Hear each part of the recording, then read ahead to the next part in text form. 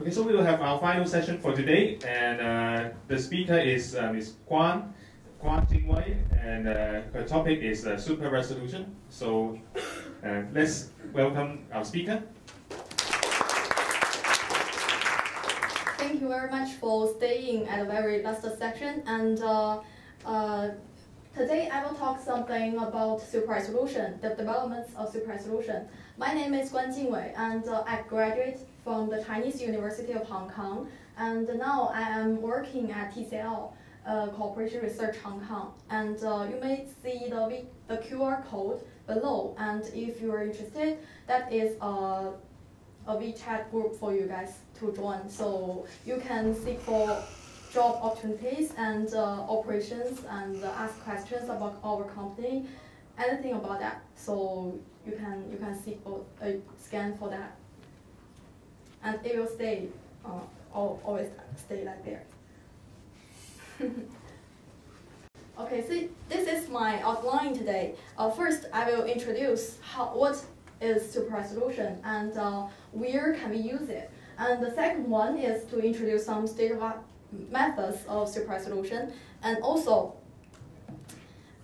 since we are trying to use AI methods in mobiles, and I will introduce how to run AI-based ISR methods in mobiles and what difficulties we meet. And the last one is an introduction of our mobile applications in TCL. Okay, so let's begin with introduction of super resolution. What is super resolution? Originally, this Lina, the size of it is really small. It's only around 100 by 100 pixels to represent the image. And later on, we use super resolution algorithms, and we can use small pixels to represent. So the simplest way is very easy, just to repeat the neighboring pixel, the intensity of neighboring pixels, right? But in that way, we may not get a lot of information. So we produce super resolution methods to enhance and restore the missing details in the image. So that is also the challenge of super resolution. So what can super resolution do? There are a lot of applications. The first I can thought of is image and video transfer. We people take a lot of pictures and videos nowadays, and we want to share them with our friends in Facebook, Twitter, or any other things. But the quality of the image are very good, are very big. And if we directly send the full image, it will take a long time to transfer and for us to see the image that posted by our friend, right? So we can use super resolution to deal with that problem. First, we decrease the resolution at the call side, and we transfer it. Then we can get a low resolution image, and using the super resolution algorithm, we can get an image full of details. So that is a very good application. And the other one is data storage. For example, our storage of mobile phones have increased a lot. Originally, it's only 8 gigabyte, but right now we use over 100 gigabyte, right? That is because we take a lot of pictures of good quality. So it's increasing the storage. The only option we can, the only solution we can use. No, super resolution can always help you with that. We can decrease the resolution when we save and capture the image. When we save it, we decrease the resolution. And using super resolution, we can restore the details. And also in surveillance system, you can see all kinds of cameras taking off every street the details. And based on these videos, we can do, for example, object detection, all kinds of stuff. And but the amount of data here is really huge. But if the quality of the image is too bad, and we need to store these images. So we can also decrease it when we store it, and use super resolution to restore the missing details, so that it can increase probability when we do the recognition or something else. And also another one is renovation of old movies. There are a lot of classic movies, but because of the limitation of the equipment, the quality of them are not satisfactory. So we can use super resolution as well. So these are the applications. Next, I will introduce some state-of-art methods based on AI. Okay, first, let's see what are popular methods. There are several categories. The first is frequency domain-based, and also there are spatial domain-based. I read it, the red lines on the top. Actually, multi-frame denoise method, it is the most popular one used in our current mobile phones. Even the Google Pixel 3, the one just published, use this multi-frame. And actually, almost all super resolution methods in your mobile are done by multi-frame. But what we are trying to develop is based on AI. It's based on neural networks.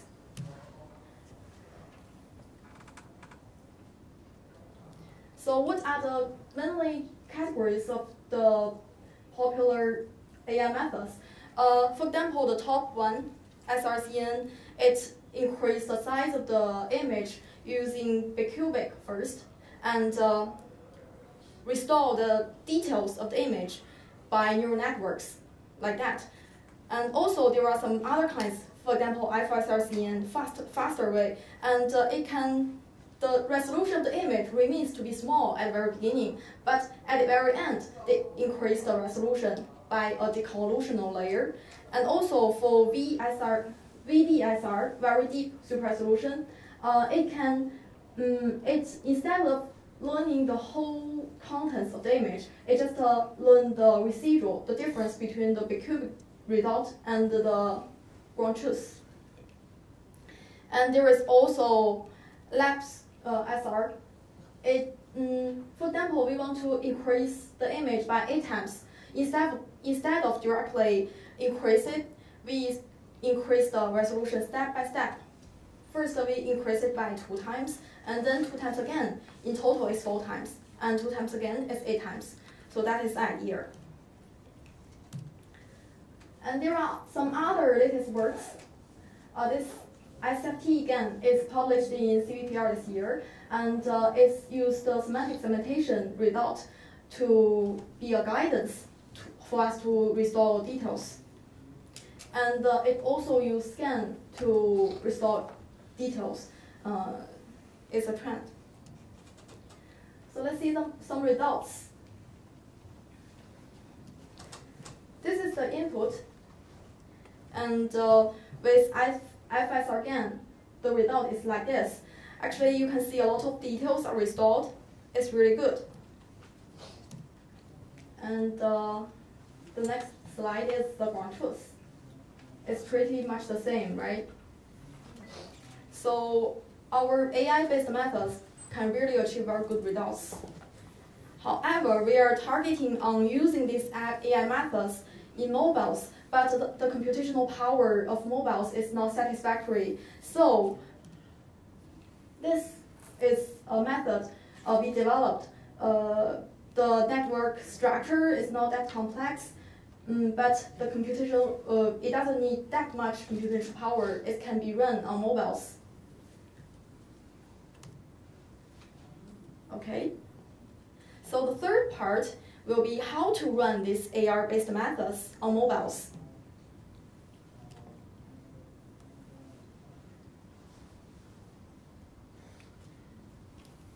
So this is the model structure.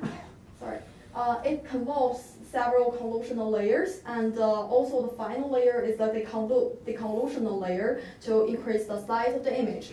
And the biggest challenge to use such methods on mobile is the size. Because, for example, if we are trying to do scene detection on mobiles, we can decrease the size of the image to be really small. And to process such a small image, we can use a very complex, relatively complex model to run it, right? Because we are only trying to process a limited number of pixels. But in here, our current mobiles have huge number of pixels. For example, always the output is 4K by 3K. It's really big. And the input is still very big. For example, 2K by 1.5K. So to process that amount of data, amount of pixels, we cannot use a very complex model. Okay, so I developed this using PyTorch. It's very useful. Maybe most of you are very familiar with it. And we try different speed-up platforms because trying to run models on mobiles, it cannot directly call the PyTorch model to run, right? So we have to do something. First, we try this SMPE. It's developed by PyCon, and it can run cafe models or TensorFlow models. So in this case, I first convert this PyTorch model to cafe model, and then for SMPE, it has the model, the cafe model, have to transform into a DLC model as well in order to run it. And the below is the test result using Qualcomm 660. It supports both GPU, CPU, and DSP, and we test it and find that the GPU runs fastest on Qualcomm 660, and actually for most Qualcomm chips. And the result is based on input value 1K times 750, and the time is 3.7. It's really long, right? You cannot wait that long to see a picture you just captured, right? In your mobile. So we not only it is very slow, but also it is developed by Qualcomm, and it cannot be optimized by ourselves. And also it cannot used in other chips such as MTK or something else. And only a limited Qualcomm chips support this SMPE. And then we try another one, MIS. It can directly run the cafe model on it. But this one, we try to use CPU to try to not let us set up in the limitation, right? Because not all phones have GPUs. Okay, and the time is like this. And we find that more threads we use, the faster it can be. Okay, so if we use 4 threads, the time can be 2.8 seconds. But the CPU usage is really high. Qualcomm 660 have 8 cores, but for this one, 8 hours they might take half of it. Okay, and we tried another one, NCN. This one is developed by Tencent, and it's based on GPU as well. And this is the result. We can see that the result is not satisfactory. This is just for our developed network. Our network is based on collusion, anti-collusion, and of certain size. Just a reminder that maybe if you try your own model structure on these platforms, you may get totally different results than mine, because they may not optimize all model structures. Even for example, the collusion, they may have the optimization with kernel size 9, but may not have the optimization for kernel size 3. So you may check about that. And also we try T-engine. This is on CPU as well, and this result is really good for now. And the number of, if you use 4 threads, the time is only 1 second, right? But still, the CPU usage is really high. And at last, we try to use OpenCV to directly called the cafe model and run it on mobiles. And we can see that it's not that difficult to achieve, but the time is 1.8 seconds.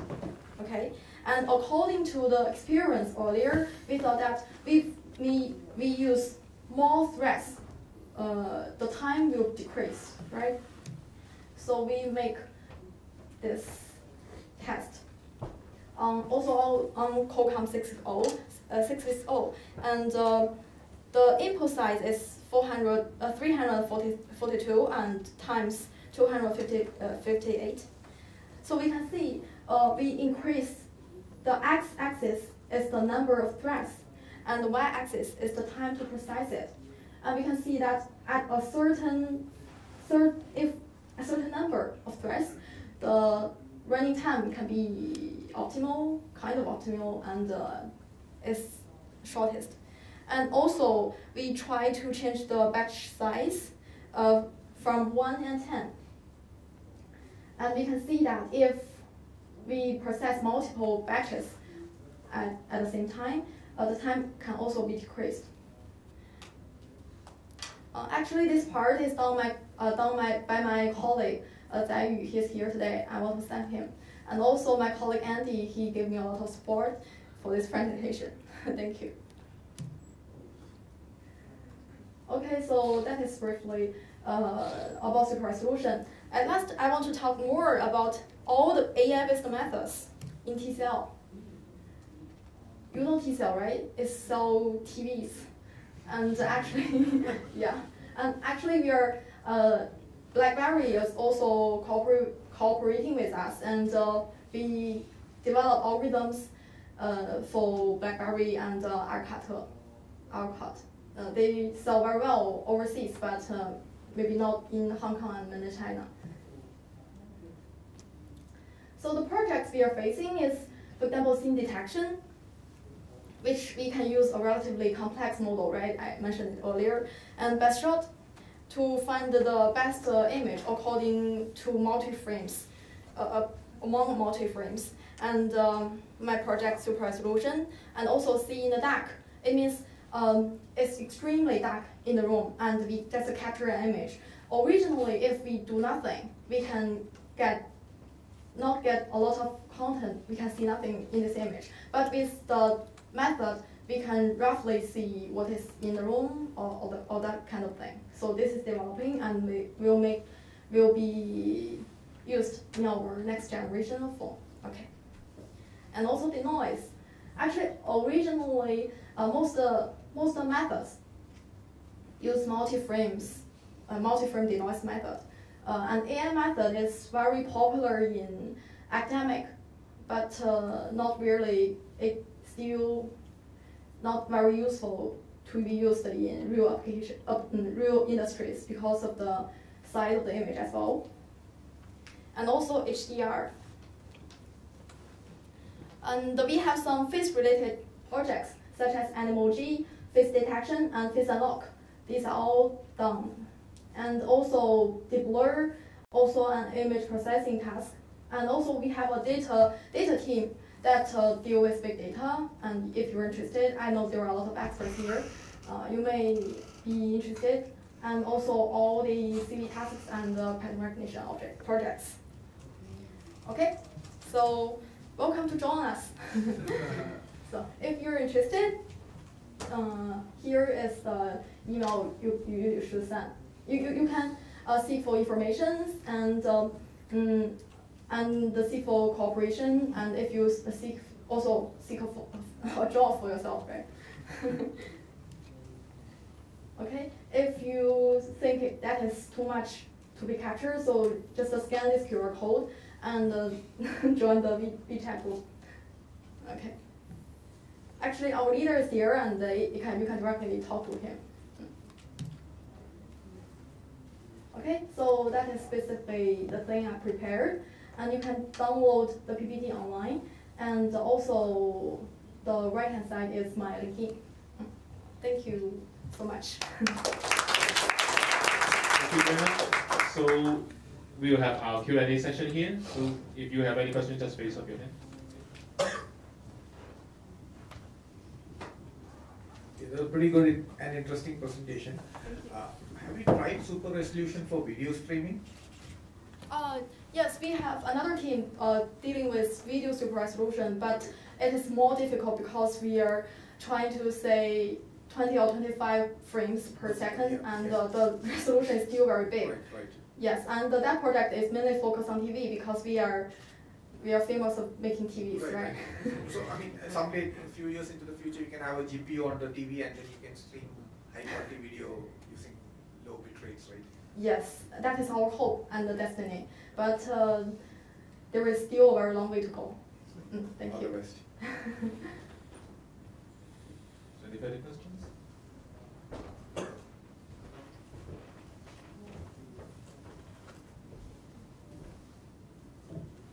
Thank you very much.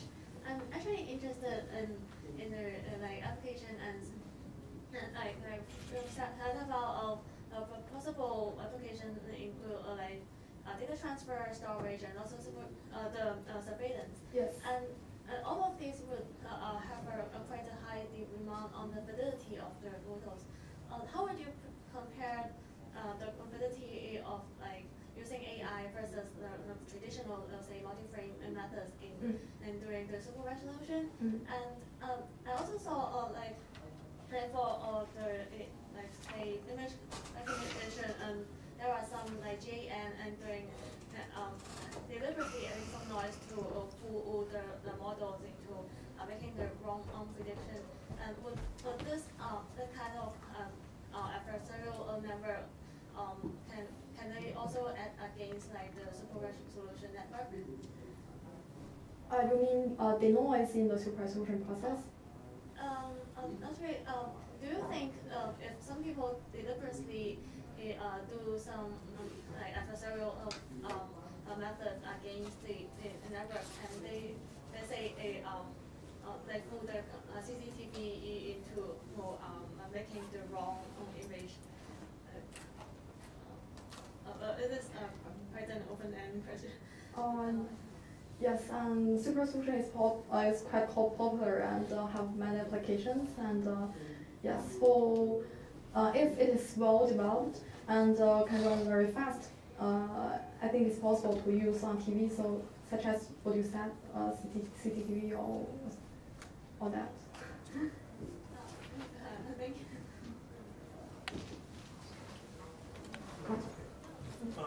I'm just wondering,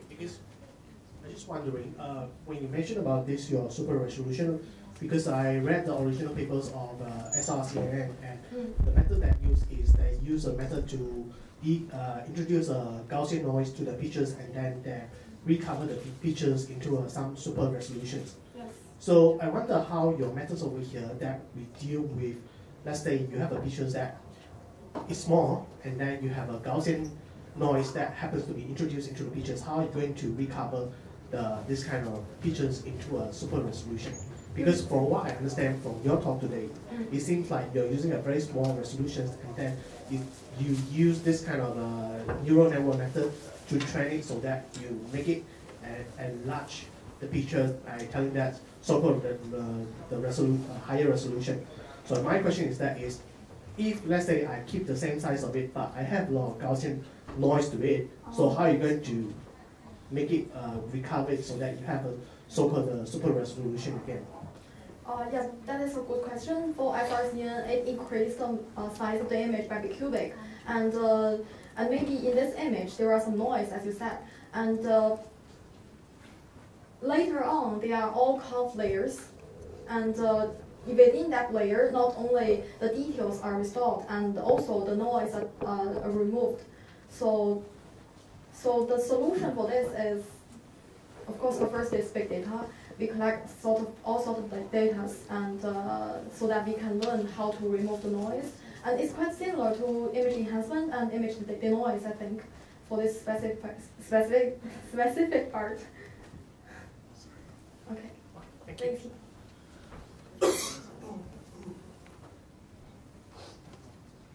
So if there are is there any limitation on the quality of the input? No limitations. But the quality of the input image will have a relationship between the output image, right? Yeah, I'm also about to ask about your training sample. Like, do you use like a spectrum of quality for your input, or you like? No. Like, is there any dependence on the quality of your training sample? It's really highly depends on what task you're talking on.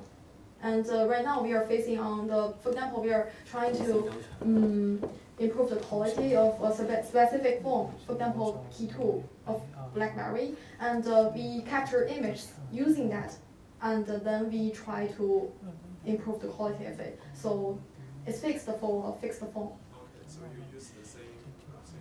Okay, so you use the same phone for training. Yes, because we are trying. Yes, but if we want to publish papers or increase the generalization power of a model, of course we will, like you said, for example, we add Gaussian noise and of different levels of different variables. We will do that.